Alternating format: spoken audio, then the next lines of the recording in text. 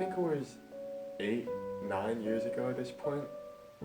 I remember looking out the window and seeing it was raining, and I remember thinking, well, when it rains, there's a lot of water, and boats go on the water. So I remember thinking then, could I fold a boat out of paper? And I remember searching the answer up, and apparently you could. So I learned, and I never really looked back since then.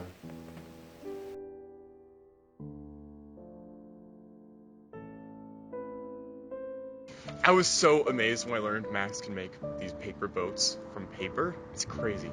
Like, back in the day, he didn't have any talent. He sort of just looked at a wall, stood there aimlessly, didn't say anything. It was so weird. But now he's got this amazing talent. Paper boats. Like, who would have thunk?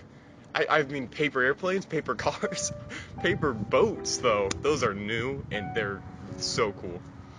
What does folding a boat really mean to you? Oh, boat folding means everything to me. Truly, I feel like, for me especially, boat folding represents world peace, where it doesn't matter the color of your paper, the size of it. It could be a fresh piece of paper, or it could be used paper from previous work or something. No matter what, even if you do extra folds between steps 2 and 3 or 9 and 10, we always end up with a boat. And it doesn't matter if my boat is better than yours or if your boat is better than mine. At the end of the day, they're all just boats. And we are all really equal in that fact.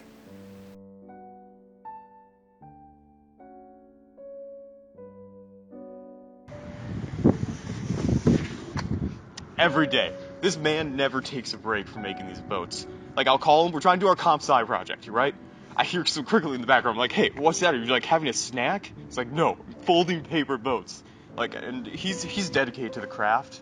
I think it's really honed his paper folding skills into something that's truly amazing.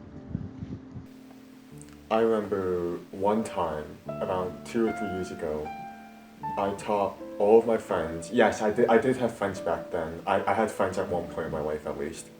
I taught them all how to make paper boats, and they all got addicted to it, as they should.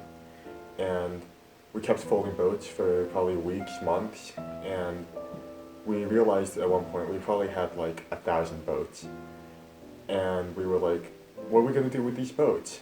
And then we came up with a great idea to put them in, all of them into my friend's locker one day. And then the next day when he opened it, all of the boats just spilled out.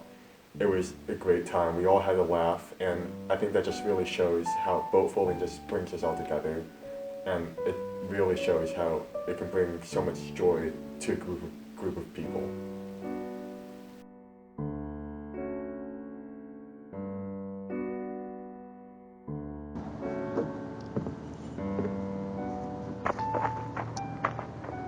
This is so important to Max.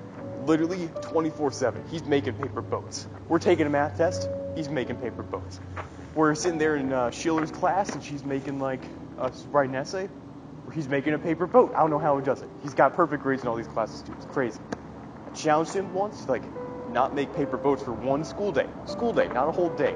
He failed after 15 minutes. We were going to lunch, right?